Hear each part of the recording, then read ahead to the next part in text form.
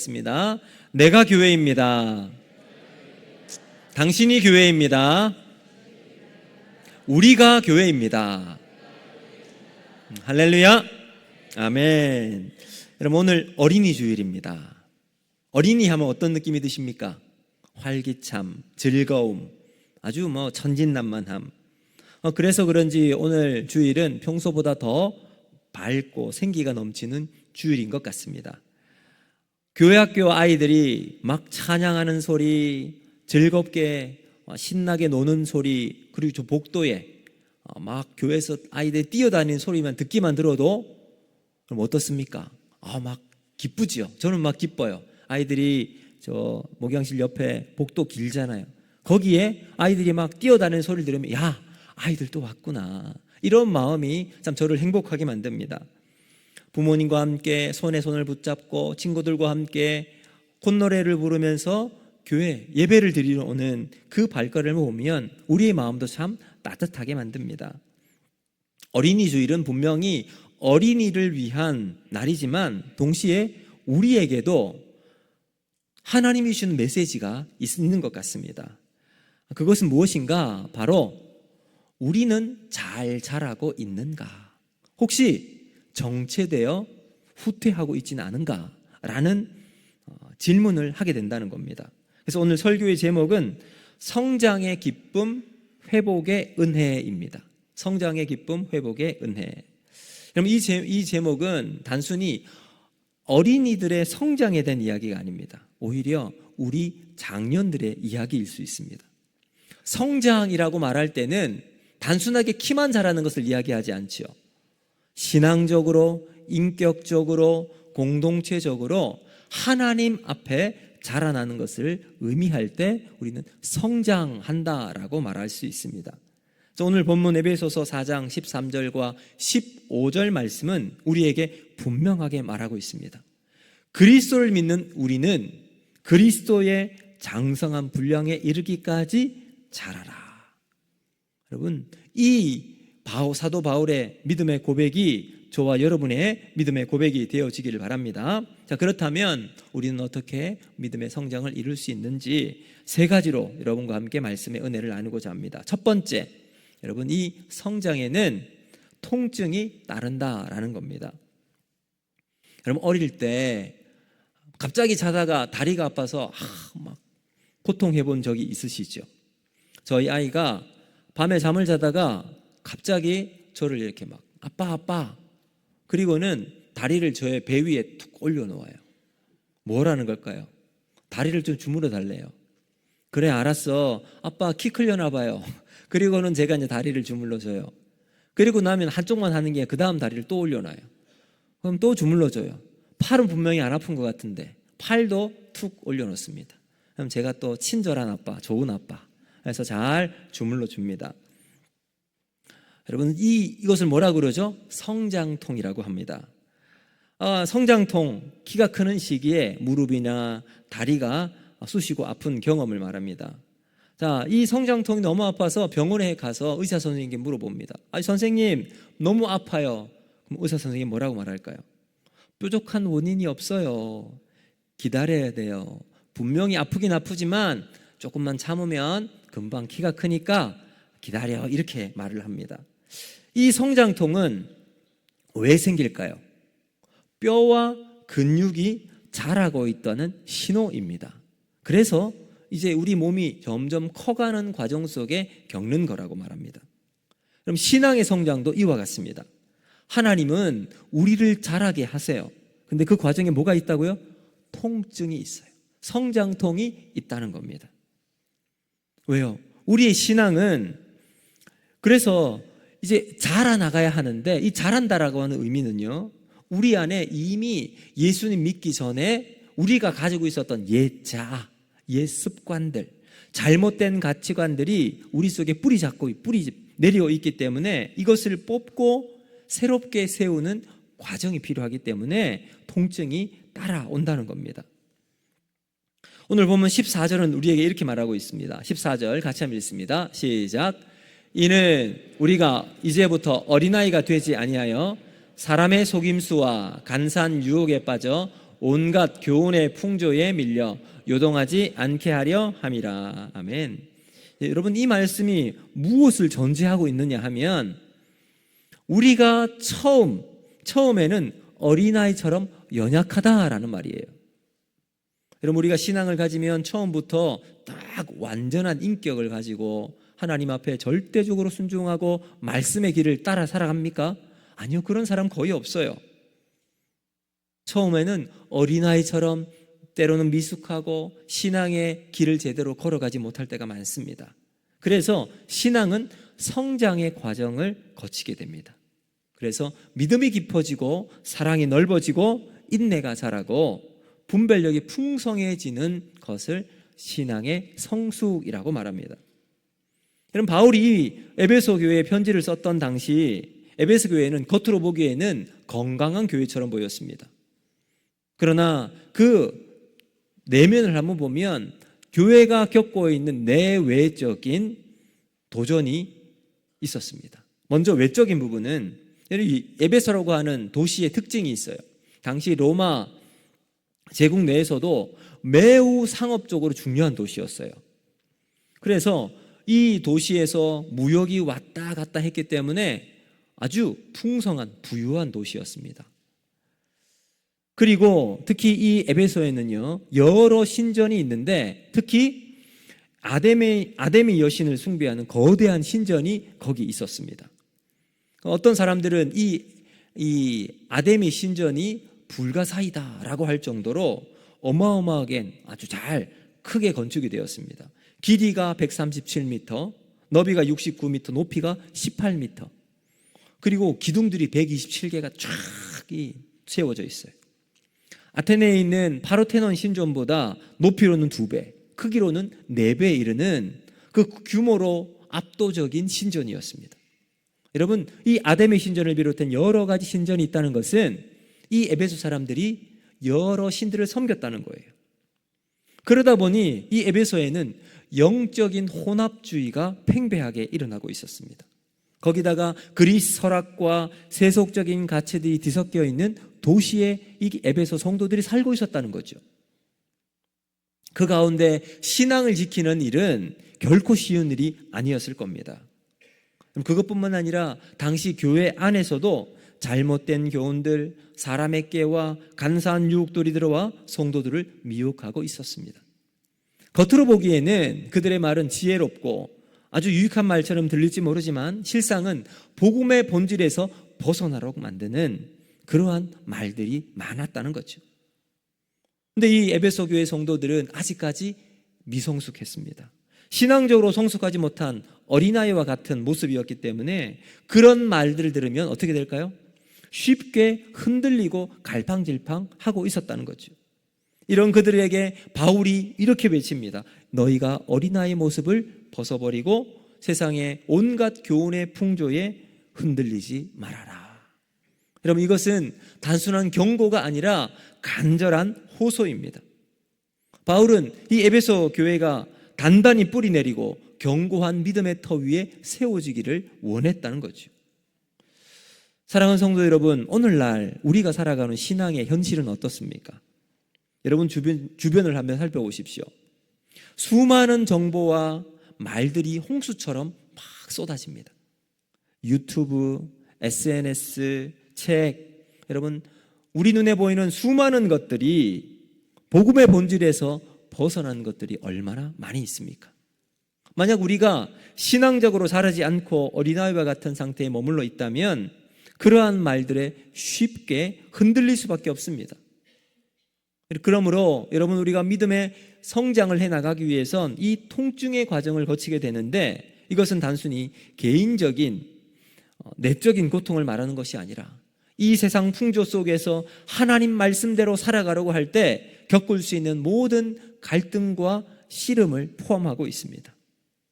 하나님의 진리를 뿌리내리고 옳은 것을 행하려고 할 때 세상의 조롱을 받기 쉽습니다.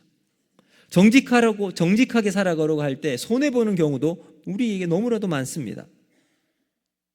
여러분, 우리가 말씀을 통해서 이게 죄구나, 내가 죄를 짓고 있구나 깨닫게 되면 그 죄가 우리를 얼마나 부끄럽게 합니까?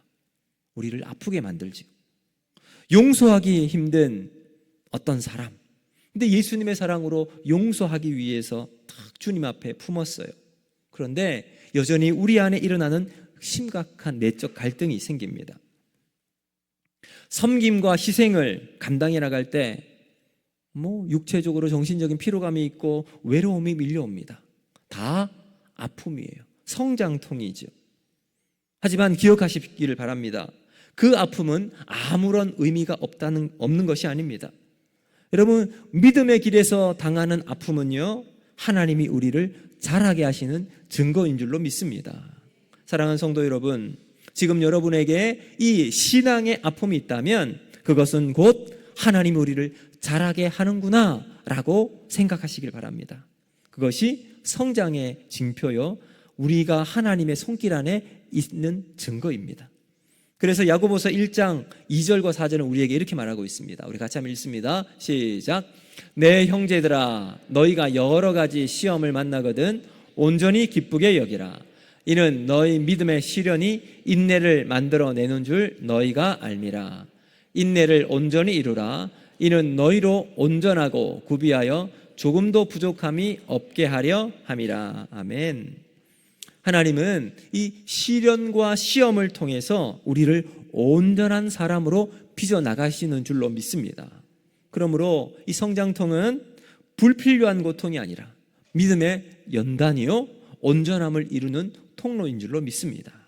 그러므로 아프지만 감사하고 무겁지만 기뻐함으로 주의 길을 걸어가는 저와 여러분이 되기를 주님의 이름으로 축복합니다. 두 번째, 여러분, 이 성장에는 단계가 있다라는 겁니다. 그러면 성장이 하루아침에 이루어지지 않습니다. 송아지나 망아지 같은 경우는 그냥 나오자마자, 태어나자마자 조금 기우뚱거리다가 금방 일어나서 뛰어다니잖아요. 근데 우리 인간은 그러지 않습니다. 하나님은 언제나 단계적인 과정을 거치게 하십니다. 우리 육체가 자라듯 우리 믿음도 점진적으로 자란다는 겁니다. 근데 문제는 뭐냐면 바로 우리예요. 우리가 너무 조급합니다. 급합니다. 오늘 기도했으니까 내일 변화가 일어나야만 할 것 같아요. 말씀을 들었으니 당장 결실을 보아야 할 것처럼 느낍니다. 그럼 하나님 그렇게 우리에게 일하시면 얼마나 좋겠습니까? 하나님, 내 몸이 아픈데 낫게 해주십시오. 기도했으니 내일 당장 낫게 되면 할렐루야, 하나님 감사합니다 할 수 있는데 하나님 그렇게 말해 주시는 일들이 거의 없어요. 하나님 그렇게 일하지 않습니다. 하나님은요, 철저하게 준비시키시고 뿌리를 내리게 하시고 마디를 만들어 나가게 하신다는 겁니다. 그럼 중국 극동 지역을 가면 모소대나무라는 대나무가 있어요. 이 대나무의 특징이 있는데, 처음에 이 대나무의 씨를 땅에 심잖아요. 그리고 나면 여러분, 대부분 대나무들은 보면 빨리 자란다고요. 죽순이 나잖아요. 근데 모소대나무는 처음에 씨를 뿌리고 난 다음 4년 동안 땅 속에 있는데 나지가 않는 거예요. 물도 주고 잘 거름도 주지만 눈에 띄는 성장이 일어나지 않습니다. 4년 동안 불과 몇 센치 정도만 자란다고 해요. 근데 사실은 그 4년의 시간 동안 그 씨앗에서 뿌리가 땅에 내리기 시작하는데요, 뿌리가 계속 땅속 깊이 새겨 들어갑니다. 그리고 옆으로 퍼져나가요. 그리고 4년이 지난 5년이 될 때 갑자기 땅 속에서 죽순이 탁 솟아나는데요, 하루 만에 30cm씩 이 대나무가 자라기 시작하는 거예요. 그래서 엄청난 높이로 자랍니다. 6주 만에 무려 15m, 높이 자라는 건 30m까지 자라는 대나무가 모소대나무입니다. 자, 여러분, 이 모소대나무는 4년 동안 전혀 자라지 않는 것처럼 보이지만 땅 속에서는 어떤 일이 벌어져요? 성장을 위해서 뿌리가 깊이 내리고 있는 그러한 일이 일어나고 있습니다. 여러분, 또 대나무의 특징이 마디가 있잖아요. 마디. 대나무는 일정한 간격마다 마디가 있습니다. 한번 생각해 보세요. 대나무가 높이 올라가는데 만약 마디가 없다면 어떻게 될까요? 비어있는 그 대나무가 금방 쓰러져 버릴 겁니다. 마디가 뭘까요? 마디는 자라다가 멈춘 흔적이에요. 그러니까 여러분, 모소대나무가 4년 동안 자라지 않는 것처럼 보이지만 땅속에서는 어떤 일이 일어나요? 뿌리를 내리고 있어요. 대나무가 자라면서 마디를 만드는 것, 자라다가 멈춘 흔적의 자리인데 그 마디가 강도를 높이고 다음 성장을 준비할 수 있는 구조를 만드는 거죠. 우리의 신앙도 이와 같습니다. 어떤 시기를 보면 우리가 자라지 않는 것처럼 느껴져요. 오히려 뒤로 물러가는 것처럼 내 신앙이 하나님 보시기에, 내가 보기에 뭔가 아무것도 준비되지 않는 것처럼 보입니다. 여러분, 그런데 그 시간, 하나님께서 다음 성장을 위해 준비시키는 시간인 줄로 믿습니다. 때로는 멈추는 것 같아도 사실은 하나님 안에서, 하나님이 우리 안에 영적인 마디를 세우고 계시다는 사실을 믿으시길 바랍니다. 오래 기도했는데 응답이 없습니다. 여러분, 그 응답 없는 시간, 우리는 인내를 배웁니다. 이해되지 않는 사건이 우리 가운데 터집니다. 그것 때문에 너무 마음이 힘들어요. 여러분, 그 시간 우리는 하나님의 신뢰를 배웁니다. 침묵 속에 계신 하나님 앞에 우리는 겸손을 배울 수가 있습니다. 하나님은 우리의 삶 속에 일정한 시기마다 마디를 하나씩 만들어주세요. 근데 그 멈춤은 정체가 아닌 준비의 시간입니다.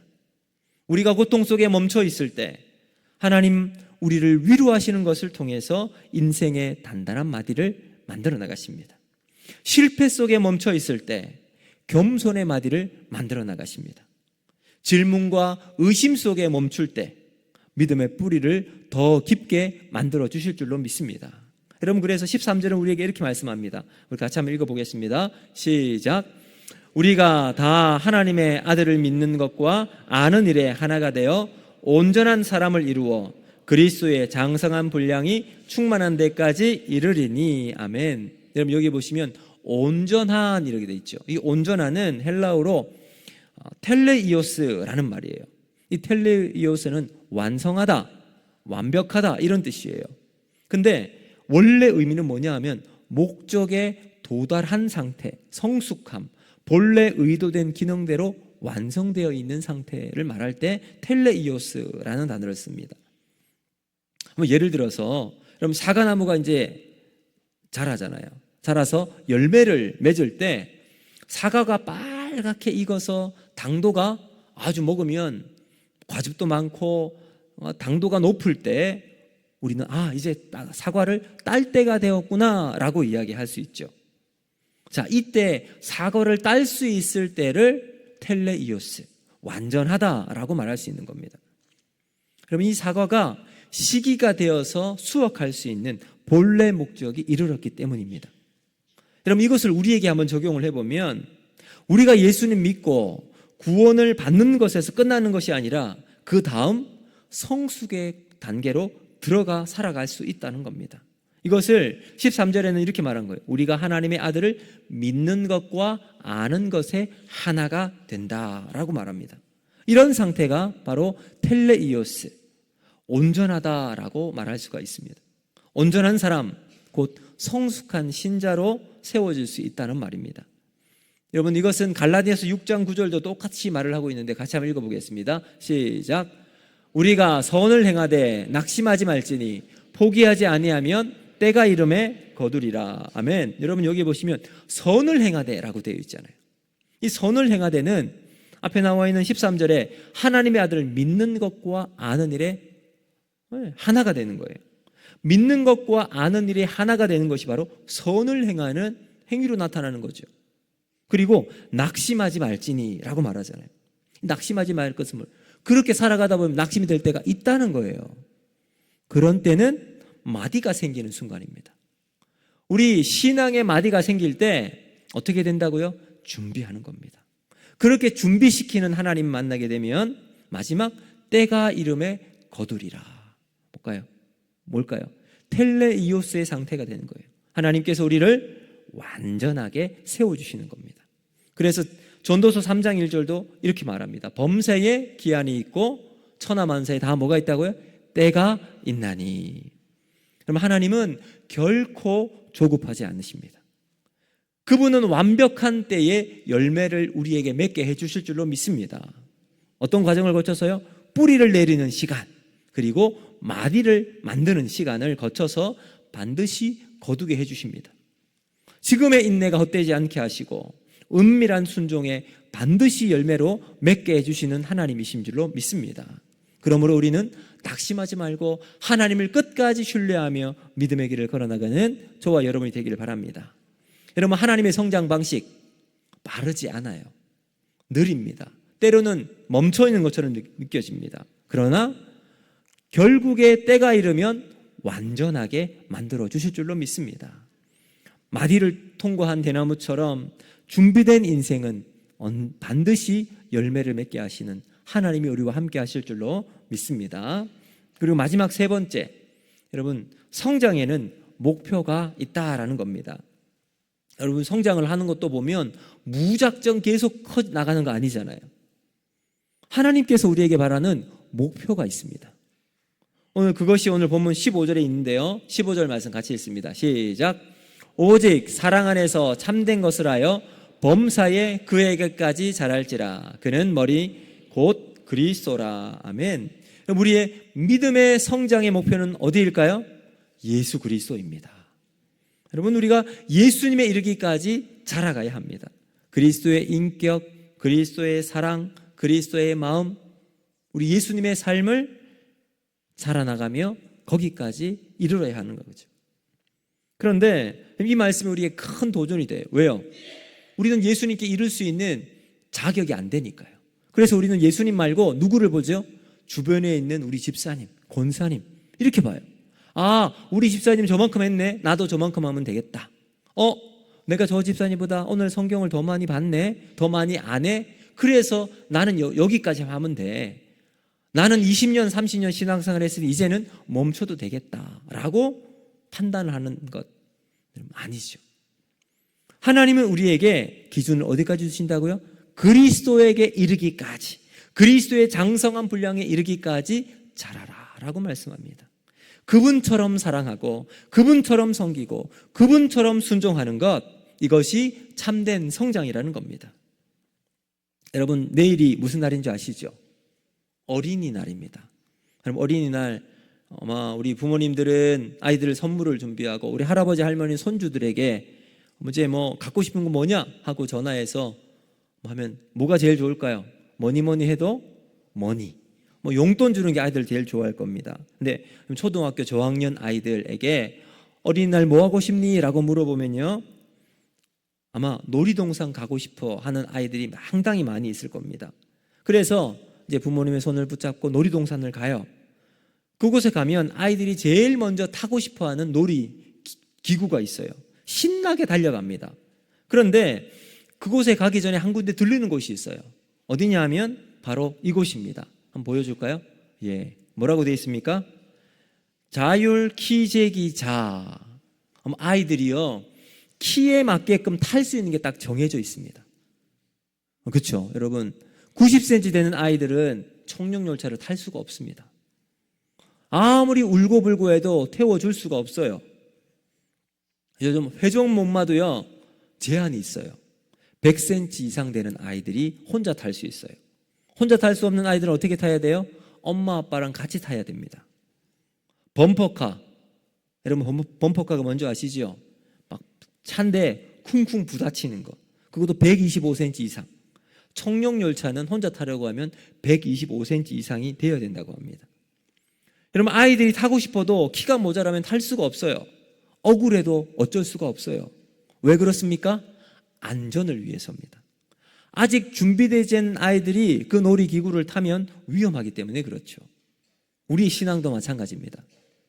하나님은 우리에게 사명을 맡기기 전에 준비시키는 기간을 주십니다. 자람이 없으면 사명을 감당할 수 없기 때문에 그래요. 용서를 맡기시기 위해서 사랑이 자라야 합니다. 섬김을 맡기시기 위해 인내가 자라야 합니다. 진리를 맡기시기 위해 지혜가 자라야 합니다. 때로는 하나님이 우리를 어떤 자리에 세우지 않으시는 것 같을 때 우리를 미워해서가 아니에요. 어떤 일이 내 뜻대로 이루어지지 않는 상황이 있잖아요, 여러분. 교회를 하다 보면. 여러분, 왜 그러실까요? 하나님이 우리를 보호하시기 위해서라는 사실입니다. 마치 키 제한을 통해서 아이들을 이제 안전을 위해서 보호하는 것처럼, 여러분, 그러므로 오늘 우리는 날마다 하나님 앞에 이런 질문을 해야 합니다. 나는 지금 어디까지 자라 있는가? 예수님에게까지 자라고 있는가? 아니면 옆에 있는 집사님의 수준에 멈춰 있을 것인가? 그리고 하나님이 우리에게 맡겨주신 사명을 감당할 준비가 되어 있을까? 이 질문을 우리가 해보아야 합니다. 그리고 여러분, 그리스도라고 하는 기준이 단지 외적인 행위로만 끝나지 않는 것이 아니죠. 내면의 성숙을 우리에게 요구하고 있습니다. 그리고 예수님의 사랑은 자기중심적이지 않습니다. 언제나 예수님은 남을 위해서, 우리를 위해서 살아가십니다. 예수님의 섬김 계산적이지 않습니다. 죽기까지 섬기고 헌신하신 우리 예수님, 우리의 성장도 외적 열심이나 지식으로 충분하지 않습니다. 내면에서부터 사랑 안에서 참된 것을 행하는 마음으로 자라가는 저와 여러분이 되시기를 주님의 이름으로 축복합니다. 골로새서 1장 12절 말씀 우리 같이 한번 읽어보겠습니다. 시작. 우리가 그를 전파하여 각 사람을 권하고 모든 지혜로 각 사람을 가르침은 각 사람을 그리스도 안에서 온전한 자로 세우려 함이니. 아멘. 이런 바울은 이 골로새 교회에 편지를 보내면서 동일한 마음을 담고 있습니다. 모든 성도를 그리스도 안에서 온전한 자, 텔레이오스 하게 세우기 위해서입니다. 여러분, 성장의 기준, 단지 나보다 나은 어떤 성도, 어떤 집사님이 아니라 그리스도에 이르기까지 우리가 준비하고 하나님 앞에 살아가는 저와 여러분이 되기를 주님의 이름으로 축복합니다. 신앙의 성장, 목표, 우리 예수님에 이르기까지 오늘도 믿음의 길 걸어나가는 저와 여러분이 되기를 바랍니다. 이제 말씀의 결론을 맺겠습니다. 사랑하는 성도 여러분, 오늘 어린이 주일을 맞이해서 우리 주님께서, 우리 하나님께서 우리에게 이렇게 말씀하십니다. 우리도 자라야 합니다. 하나님이 우리를 자라게 하실 줄로 믿습니다. 근데 이 성장에는 성장통이 있습니다. 이 성장통, 하나님 앞에 멈추며 하나님의 은혜를 구하는 삶이 되기를 원합니다. 그리고 성장에는 단계가 있어요. 마디를, 하나님 탁 성장을 멈추고 마디를 만드시고 뿌리를 내리는 시간이 있다는 것 기억하시고, 그 단계를 잘 준비해서 장성한 믿음의 분량에 이르기까지 하나님 앞에서 믿음의 길을 걸어나가는 저와 여러분이 되기를 바랍니다. 그래서 오늘 다시 성장의 기쁨을 회복하고 하나님의 은혜로 회복하는 저와 여러분이 되기를 주님의 이름으로 축복합니다. 이제 말씀을 맺으면서 한 바이올린 연주자의 이야기를 나누고 싶습니다. 여러분, 이분의 얼굴이 이래요. 한번 볼까요? 사람을 살리는 연주자 해서 이름이 김빛날 윤미라는 바이올린 연주자입니다. 사람을 살리는 연주자. 바이올린 실력도 아주 뛰어나지만 얼굴도 미인이에요. 미스 춘향의 선발대기도 했고 한복 모델 선발대회 최우수상을 받을 정도로 미모도 뛰어납니다. 근데 그 내면은 너무나도 따뜻하고 아름다워요. 이제 이 분이 어릴 때 유학을 가게 되었답니다. 유학을 떠났는데 낯선 환경, 언어의 장벽 속에서 외로움에 힘들었지만 더 힘들었던 것은 손에 심각한 아토피가 있었어요. 이제 이래 저 손 가지고 바이올린을 계속 한다는 게 여러분 얼마나 어려웠겠습니까? 때로는 연습을 멈추고 또래보다 뒤처지는 자신을 보고 눈물을 흘리기도 했었대요. 근데 그때마다 힘이 되었던 사람이 아버지였대요. 아버지가 언제나 음악을 포기하지 않도록 함께 울어주고 믿어주셨고 잘 서포트해 주셨던 분이 아버지셨어요. 근데 그 아버지께서 암에 걸려서 요양원에 가게 되었어요. 그래서 그 요양원의 아버지를 만나러 갔는데 요양원 관계자가 자기가 바이올린을 연주하는 것을 알고 연주를 부탁했다고 해요. 그래서 이제 요양원에 계신 분들을 위해서 1시간짜리 프로그램을 자기가 아직 만든 겁니다.